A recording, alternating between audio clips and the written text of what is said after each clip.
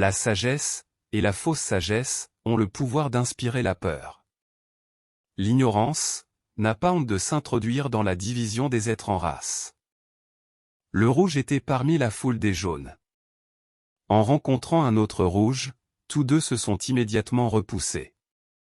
Ce rouge, que tous deux voyaient, était étranger à leur univers. Cela en dit long sur le fait d'être parmi les siens, et de ne pas être reconnu par eux. L'être s'imagine semblable à ceux qu'il voit, et agit comme eux. Ici réside le puissant stratagème de se confronter, en se rappelant que l'être ne peut pas se voir lui-même. Le livre possède la vision certaine de la science qui explique tout. C'est vers elle que le livre conduit.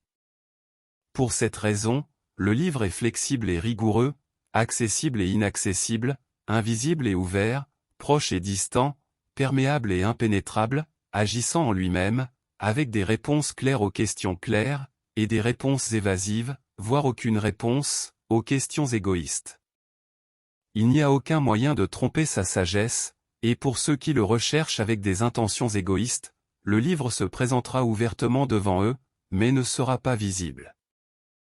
Pour ceux qui le recherchent avec innocence, il se montrera visible dans toute sa plénitude, de manière franche et généreuse. Le faux danger de la conquête de l'être par lui-même, réside dans le fait que, par cette conquête, toute illusion s'effondre, et le personnage sera mécaniquement conduit, sans émotion, car celles-ci, dont la fonction est de fixer l'être, perdront leur raison d'être.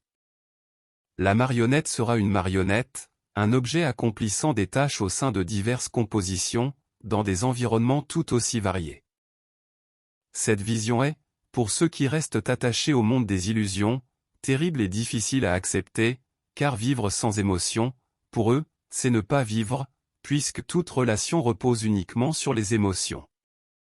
Le désir de changer, cependant, qui devrait avoir pour seul reflet le désir de se changer soi-même, pousse l'être à œuvrer à des transformations des corps qui le composent, afin d'extérioriser des images et des reflets sentimentaux, comme si cela était la véritable expression de lui-même. L'être inscrit sur son corps, de manière légère ou profonde, des marques qu'il considère comme représentatives de lui-même, croyant que ces marques possèdent les caractéristiques de l'être qu'il est. L'être souhaite les exprimer, alors que l'altération de son image pour renforcer cette intention, est en réalité un enracinement plus profond, d'une racine qui ne devrait que le soutenir pendant le temps nécessaire pour mourir avec cette image, au moment de la renaissance de l'être. Au lieu de cela, l'être renforce une figure qui ne le représente pas, et qui l'éloigne de lui-même, de sorte qu'à chaque nouvelle forme introduite, et plus difficile sera son élimination, plus grand sera l'effort nécessaire pour s'en débarrasser.